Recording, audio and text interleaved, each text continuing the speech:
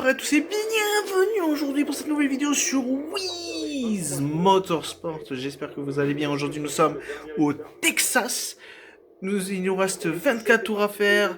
Kyle Larson, la numéro 5, qui a dominé pour l'instant toute cette fin de course.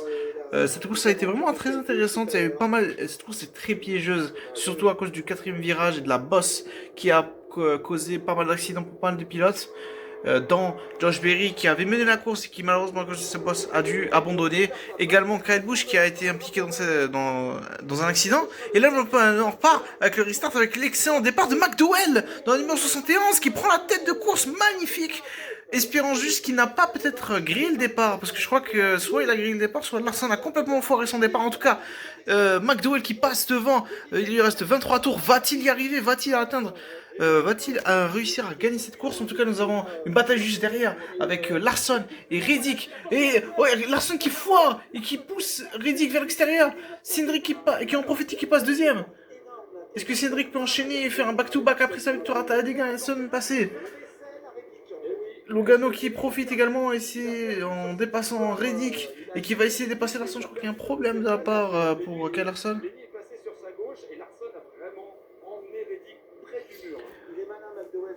En tout cas, le top 5 pour l'instant, nous avons McDowell, Blaney, Larson, Eric Jones, Joey Logano, Tyler Reddick, Ricky Stenhouse, Rocha Stein, Jonathan Nemechek et Daniel Suarez. Et le drapeau jaune. Et Kyle Busch qui est impliqué dans l'accident avec Kieselowski, Kulkester et je crois que c'était une autre Ford, je crois. Bon, en tout cas, c'était le chaos total. En tout cas, au niveau début de course, McDowell qui a pris la tête de manière assez surprenante et incroyable. Ah, c'était Cindric. Finalement, c'était Blaney. Je m'étais trompé. C'était pas Cindric, c'était Blaney en fait qui était deuxième. Dommage, encore des bonnes voitures qui sont impliquées dans cet accident et ça s'enchaîne. Hein. C'est le 10e drapeau jaune de cette course. Il restera moins de 20 tours après ce drapeau jaune. Euh, Donc attention, hein, tout peut encore se faire. Est-ce que Michael McDowell va créer l'exploit et remporter cette course du Texas? Ouais, là, les stats de Kieselowski après 10 courses, une grosse... Ah, c'est catastrophique, hein, on va pas se mentir, c'est plutôt une cata. Alors que pourtant, son équipe, que ce soit pour la 17 ou la 60, que ce soit pour Ryan Preece et pour Chris Bouchard, c'est bon. Mais lui, en tout cas cette année, c'est compliqué, il n'y arrive pas. Hein. Depuis son changement de co-chief, ça marche pas. Hein. Et encore une fois, je crois que c'est une bosse qui l'a impliqué. En tout cas, il la perd sur le virage et il va remonter. Non, ok, non. Les voitures étaient déjà impliquées. Attends, donc on va voir ce qui va se passer, ce qui s'était passé. Avec Bouchard. Oh ouais, ok, d'accord. C'est Ty Dillon, ouais, en fait, c'est un chamboule-tout. Les gens qui paniquent derrière justement Kizowski, ne savant pas où aller, donc ils spin. Ouah, il est là parce qu'il a eu chaud. Ty Gibbs également. Et tout se passe derrière en fait. Tout se passe derrière. Bonjour. Oh, oh là là. 4 voitures impliquées dans cet accident. Techniquement 5 avec Ty Dillon. Mais ok. Dommage en tout cas pour tous ces pilotes. Dommage aussi pour Kieselowski. Hein. Mais bon. Est-ce que le train est passé? Est-ce que c'est le moment peut-être de raccrocher les crampons? Est-ce que c'est peut-être le moment de se concentrer que pour son équipe? D'être juste le propriétaire? Pilote propriétaire, ça, on n'en sait rien. On ne sait pas ce qui se passe en tout cas ces derniers temps. Mais c'est compliqué pour lui. Euh, Mais en tout cas, je pense qu'il peut revenir. Mais il lui faut peut-être un changement, quelque chose, un déclic. Parce que pour l'instant, cette numéro 6 n'a- n'impressionne plus vraiment. Depuis l'année passée, franchement, l'année passée, c'était très bien avec sa victoire à Darlington et tout, etc. C'est un qualifié en playoff qui a été. Il n'a pas été mauvais. Mais ouais, disons que cette année, c'est catastrophique avec ces 10 premières courses. C'est une grosse cata. À voir ce qui se passe en tout cas pour la suite. Pour la 6 de RFK. Donc nous sommes avec Kyle Larson qui a descendu jusqu'à la quatrième place, alors que franchement il avait une des voitures la plus dominante de toute la course, même avec cet enchaînement de drapeau jaune. Maintenant, est-ce que McDowell a, a grillé le restart ou c'est juste que Larson qui a foiré le départ? Ah, c'est un BPC avec je crois que c'est Larson également qui va se foirer sur le quatrième virage. Hein. Il va prendre large et il va emmener avec lui Rezik. Euh, Ah, dommage. Dommage. Évidemment, les réalisations américaines à la Fox puent la mort, hein, qu'est-ce que je vous dise. En tout cas, on se revoit pour le restart ou s'il y a le moindre souci, on y retourne. Et on y retourne, on va repartir dans quelques instants. On va arriver au troisième virage. On va arriver sur le restart. Il nous restera 15 tours. Michael McDowell, le surprenant, euh, qui est devant. Blenny, Logano, Larson, Reddick, Eric Jones, Chastain, Stenhouse, Suarez et Jonathan Nemechek. Hein. Attention, pour moi je dis faites gaffe. Faites gaffe à ces legacy. Hein. Faites gaffe à la 43 et la 42, je sais pas pourquoi. Ça sent bon. En tout cas, je sens quelque chose qui peut arriver de ces deux-là. En tout cas, on va partir sur ce restart avec la 71 et la 12 en tête de ligne. C'est reparti pour le départ. Très bon départ de la part de McDowell qui reprend bien correctement à l'intérieur. Mais Blenny qui prend quand même le side draft sur l'extérieur. Va-t-il le passer par l'extérieur? Attention. McDowell qui est toujours devant. McDowell, oh, ça va jouer, c'est serré. Hein. McDowell et Blenny. Attention, pas d'erreur en tout cas pour les deux pilotes qui sont côte à côte, qui vont arriver sur le troisième virage. Attention à pas faire d'erreur. Attention à la bosse. Attention à pas avoir de kata. Mais en tout cas, McDowell qui tient bon, hein, qui tient bon face à Blenny. Mais Blenny qui lâche pas. Blenny qui va peut-être reprendre le rythme, le side drive toujours. McDowell qui lâche pas, qui le tient, qui. Oh là, une bataille serrée. Et drapeau jaune derrière. Et accident derrière, accident. Et accident derrière. Attention, j'ai vu de la fumée. Je crois qu'il y a un big one derrière. Alors qui a été devant avant le drapeau jaune? Apparemment c'est Blenny qui est inscrit premier. Apparemment c'est Blenny. Attends, déjà je veux savoir ce qui s'est passé derrière en fait. Reddick, là on voit Reddick.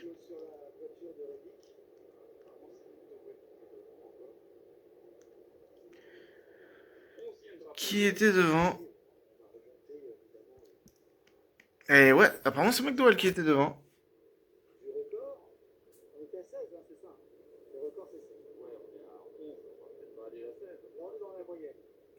Alors. Apparemment McDowell a repris la tête. En fait, je veux savoir ce qui s'est passé derrière. Si le drapeau jaune était mérité ou pas, parce que en tout cas ça allait. C'était rapide. Hein. Alors il y a Reddick Suarez. Oui! Ah oui d'accord. Bah, il n'y a pas de place. Et Reddick, il la sauve magnifiquement. Superbe sauvetage. Très très beau sauvetage. Ah ouais, bah, ça joue sur rien, c'est normal, c'est la course. Super sauvetage de la part de Reddick qui la tient et qui remonte pas sur la piste. Super.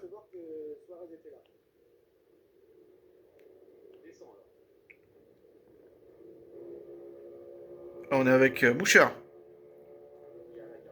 Voilà, on voit rien, évidemment. Hein. Le caméraman. Bon, il était loin hein, quand même. À quelle bouche qui apparemment, bon, on dirait le top 20, mais quelle bouche est dans le top 20, ce qui est bien. Et dommage. Il y avait une bonne stratégie, genre on était comme McDowell hein, tout à l'heure. On était au même rythme que McDowell. Ouah, ça joue sur rien. Ah, ça joue sur rien la tête de course là. McDowell qui passe. Si imaginez le drapeau jaune, il est arrivé là. Genre, le drapeau jaune, le dernier tour. Ça aurait été le finish le plus serré de l'histoire.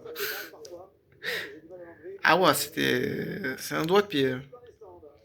Bon, en tout cas, on va repartir en tout cas avec McDowell devant, Blenny, Logano, Larson et Chastain. C'est le top 5. On se voit tout à l'heure pour le restart. De retour pour les 10 normalement derniers tours de cette course. Est-ce qu'on restera sous drapeau vert jusqu'à la fin ou en aura-t-il encore un drapeau jaune? C'est reparti avec le surprenant McDowell qui reprend la tête devant Blenny, Logano, Larson et Roche Chassin. C'est le top 5, c'est reparti. Encore un très bon départ de McDowell qui tient la ligne intérieure et Blenny dans la 12 qui tient la ligne extérieure. Derrière lui, il a Logano et encore derrière, nous avons Larson. McDowell qui tient toujours la tête du course, franchement solide à l'intérieur, mais Blenny qui va peut-être le prendre sur l'extérieur. Ah, le side draft. Oh, ça touche, ça touche. Ça touche, ça tient, ça. Waouh, et McDowell! McDowell qui monte les muscles et qui reprend la tête. Il reste 9 tours. Il reste 9 tours pour McDowell. Va-t-il le faire? Va-t-il créer l'exploit? Va-t-il gagner pour la première fois de sa carrière une course d'un mile et demi? Lui qui est un excellent pilote de Super Speedway, va-t-il gagner une course en dehors des plaques de restriction? Et un nouveau leader, et un nouveau pilote qui est à la deuxième place, Joe Logano. et qui dépasse son coéquipier Ryan Blaney pour la deuxième place. Nous avons Ross Chastain également qui a passé, Ross Chastain et Eric Jones qui a passé Kyle Larson pour la quatrième place. On va arriver pour la les 8 derniers tours de la course. Attention! Et ce top 10, c'est très très intéressant. McDowell, Logano, Blaney, Chastain, Eric Jones, Larson, Stenhouse, Junior, Suarez, Bell, Christopher Bell et Jonathan Nemechek. 8 derniers tours, McDowell qui, pour l'instant, a un matelas d'avance, qui tient le bonbon avec son expérience. Pilote pour la Spire, anciennement pilote de la Front Row Motorsports qui roulait à l'époque, qui roulait l'année passée chez Front Row, qui décide de prendre le risque de signer avec Spire, qui était une équipe qui montait en puissance l'année passée grâce à de très bonnes performances de la part de Casson Sevar. Et ces performances sont restées et n'ont cessé d'augmenter, surtout cette année, qu'il a pour l'instant, sincèrement, les trois voitures, que ce soit la 7, la 77 et la 71, même si la 7, c'est un petit peu un cran en dessous, ont montré de la vitesse, ont montré des performances. Nous avons également Christian Sevar qui avait gagné la pole, qui avait mené les tours aujourd'hui au Texas, qui malheureusement a été impliqué dans des accidents qui l'ont plombé avec une mauvaise stratégie. Mais son coéquipier, McDowell, qui peut peut-être pour la deuxième fois de l'histoire de Spire remporter une course et pour la première fois réellement remporter une vraie course et finir cette course en première place, parce que leur première victoire c'était Justin Lilly à l'époque en 2019, je crois que c'était en 2019, à l'époque quand c'était le Daytona 400 quand il avait gagné, alors que la course a été arrêtée dû à la pluie. Donc McDowell qui tient encore pour l'instant les bons bouts pour les 5 derniers tours, mais attention, Logano qui commence à revenir un petit peu il est qu'à 2 dixièmes derrière Logano, il est juste derrière lui. Attention, pas d'erreur, attention à pas se prendre cette bosse du quatrième virage. Tout peut se passer encore. 4 tours pour McDowell pour peut-être créer l'exploit de cette saison. Attention, 4 derniers tours pour cette équipe de la 71 qui l'année passée était tenue et gérée par leur pilote Zane Smith qui avait un début de saison absolument catastrophique l'année passée. McDowell qui le pousse vers l'intérieur. Attention, Logano qui passe devant. Logano qui a tout. Et Blenny qui tente pour ses coéquipiers, Logano qui va peut-être prendre cette victoire. 3 tours, McDowell qui... Ah, dommage. C'est pas terminé, la course est encore loin d'être finie. Un drapeau jaune peut encore tout changer. Mais là, je pense que McDowell, là, c'est terminé. Aïe, aïe, aïe. Le mauvais bloc, il aurait dû... Et Oh, non. Et McDowell, dommage. Non, et McDowell qui va dans le mur. Ah, il a surconduit. Il a surconduit. Aïe, aïe, aïe, aïe, aïe. Terrible accident de McDowell. Ah, McDowell, il a tout donné, hein, et ça se voyait. Il a trop donné. Quel dommage pour l'équipe 71. Franchement, ils avaient une super course. Ils étaient à 2, ils étaient pas loin de l'emporter. Pour moi, c'est pas, c'est une leçon à tirer. Pour moi, c'est pas une mauvaise chose. Ils ont mené les tours, ils ont failli remporter cette course. C'est des leçons à tirer pour les prochaines et que la prochaine fois qu'ils seront dans cette situation-là, ils sauront quoi faire. Sincèrement, c'est une très belle performance de la part de la 71. Dommage, franchement. Mais, aïe, aïe, aïe. Oui, il surconduit, hein. Il surconduit, il prend peut-être une bonne, ouais, il la perd. Ouf, sec. Il évite, Chastain qui évite de justesse McDowell. Aïe, quel dommage. Ah, il y a du turbulence, il surconduit et ça pardonne pas. Chastain qui évite le pire. Aïe, aïe, aïe.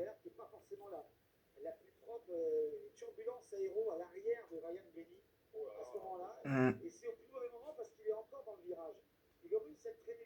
Quel dommage. Quel dommage pour Michael McDowell.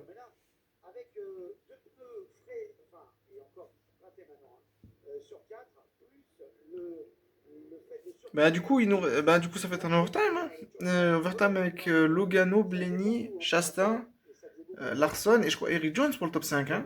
Attention, et je vous ai dit encore une fois, je le répète, la Legacy, attention, attention, les deux voitures sont encore dans le top 10. Eric Jones est quatrième. Eric Jones est quatrième, les frères. Dans une Legacy. Attention. En tout cas, on se voit en tout cas normalement pour l'overtime. C'est malheureusement fini pour Michael McDowell. Je sais pas ce qu'il essaie de faire. Pour moi, ils ont directement le mener au garage. Peut-être c'est pour essayer de finir la course, on sait jamais, pour essayer de gagner des places. On sait jamais s'il y a des voitures qui abandonnent et eux, au moins, ils gagneront quelques places. Mais dommage en tout cas pour l'Aspire, encore une fois, de la vitesse, ils l'ont, mais ils n'arrivent pas à conclure. C'est dommage, et bon, on va au moins revoir ce dépassement de Logano. Et il le prend bien. Et McDowell, c'est juste un peu trop tard, je pense que c'est son spotter, hein. Pour moi, le spotter, il est un peu tard, hein. C'était limite, limite. Ouais, et Blenny qui arrive comme une balle et qui essaie d'en profiter. Ah bah oui, McDowell. Pour moi, il aurait pas dû le bloquer. Pour moi, il aurait dû peut-être le laisser et le prendre peut-être genre en slingshot sur le... et lui faire un ciseau sur le prochain virage. Pour moi, je pense qu'il aurait dû rester sur sa ligne, hein. Il aurait dû rester parce qu'en fait, à moins de lui faire peur, parce que bon, Logano c'est pas un mec en mode où tu l'intimides. Honnêtement, s'il a envie de rentrer et s'il a envie de passer, il va passer. Peu importe s'il est dans un accident ou pas. C'était ballsy de la part de Logano, il s'est passé. Et apparemment, c'est pas un overtime. Apparemment, on va rajouter des tours. Apparemment, on va peut-être repartir à 4 tours avant la fin de la course. Ah bah finalement, c'est un overtime. Donc l'overtime, pour ceux qui ne le connaissent pas ou ceux qui ne savent pas cette règle, on aura 2 tours. Ce sera un sprint de 2 tours. S'il y a un drapeau jaune qui se déroule avant sur ce tour, on va refaire un overtime, donc on va reprendre 2 tours. Si on passe la ligne du drapeau blanc et qu'il y ait un drapeau jaune, la course s'arrête. Donc du coup, s'il y a un drapeau jaune avant le drapeau blanc, on va à chaque fois faire un overtime, c'est illimité. Donc s'il y a un moment de drapeau jaune, on va faire un overtime, 2 overtime, etc., etc., jusqu'à ce qu'on arrive à un drapeau blanc, ou en tout cas quelque chose qui termine la course. Donc c'est parti pour cet overtime du Texas avec Logano, Blenny, Chastain, Eric Jones, Larson, Suarez, Stenhouse Jr., Austin Dillon, qu'est-ce qu'il fout là lui, no, Jonathan Nemechek et Christopher Bell. C'est reparti avec la relance de Joe Logano, Ryan Blaney, les deux Penske aux 2 premières places. Blaney qui a perdu là déjà à l'extérieur. Chastain qui va tenter quelque chose peut-être à l'intérieur, mais si ça risque d'être ça va être dur, hein. Le Blaney qui vient de lâcher, hein. Blaney qui a lâché.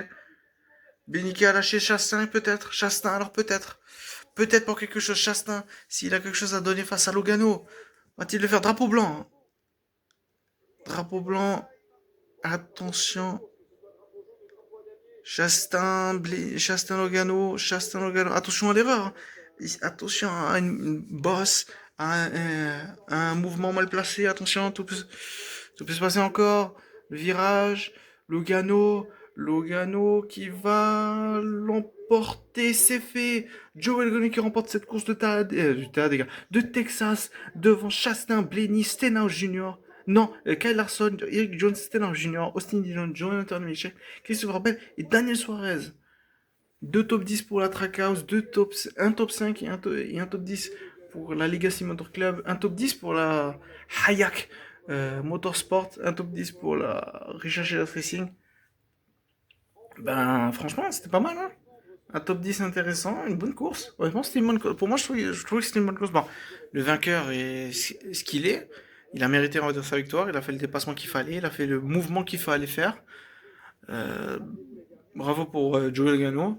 Très belle course de Rochassin qui était un peu nulle part, en tout cas dans ce début de course. La Trackhouse qui a été un peu transparente aujourd'hui, mais qui finit là où il faut. Donc bravo à la Trackhouse, bravo encore une fois à Joe Logano et à Tim Penske. Ryan Blaney qui a complètement foiré le restart. Il était à l'extérieur. Il était à l'extérieur de Logano pour on va dire, le protéger d'une attaque, on sait jamais à l'extérieur. Il a essayé de tenter quelque chose, ça n'a pas marché. Blaney qui a essayé de forcer sur l'extérieur depuis le restart avec McDowell. Ça a marchouillé. Mais sur ces derniers restarts, il les a ratés. Et du coup, ça a profité à Joe Logano qui remporte cette course de Texas. Euh, le, euh, le, enfin, le pilote, alors, le,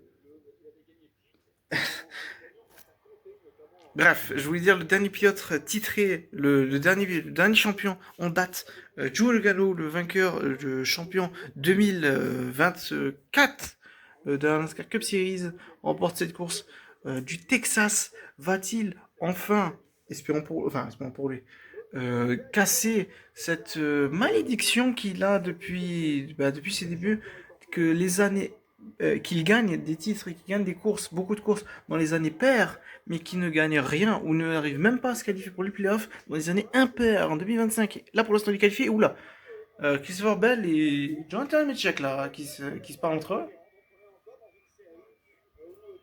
Attention. En tout cas, depuis au Toyota, donc normalement ça devrait se passer, mais apparemment il y a eu quelque chose durant la course. Ça s'explique, je pense ça va pas aller loin, je pense.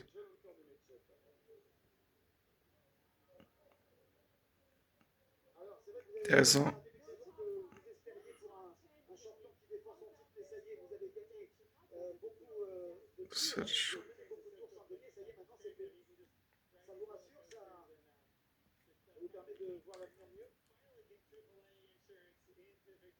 Ah ouais, Triple B, oui c'est vrai, Triple B, c'est leur première victoire. J'en doute, non? Je crois qu'ils en ont déjà gagné à l'époque. En tout cas, c'est cool pour eux. Bon, j'aime pas la voiture elle est moche. Mais bon, ok. En tout cas, bravo pour Joe Egano. Apparemment, bon, il n'y aura pas de suite. Je pense pas qu'il y aura bagarre derrière avec Jonathan Mitchell et Christopher Bell. En tout cas, c'était une bonne course de Texas. Si je devais la noter sur 10, je lui mettrais un bon 7, franchement. Ça va, c'était intéressant.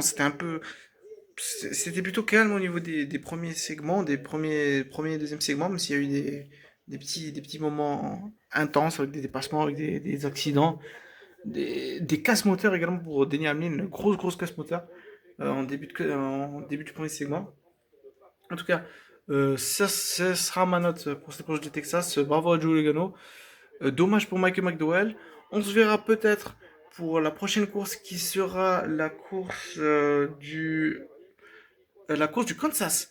Attention au Kansas. La Kansas l'année passée, on avait vu le finish le plus serré de l'histoire. Espérons qu'on aura peut-être mieux cette année. En tout cas, j'espère que je vais vous laisser avec cette image de Ramlini. En tout cas, je vous laisse et je vous dis ciao.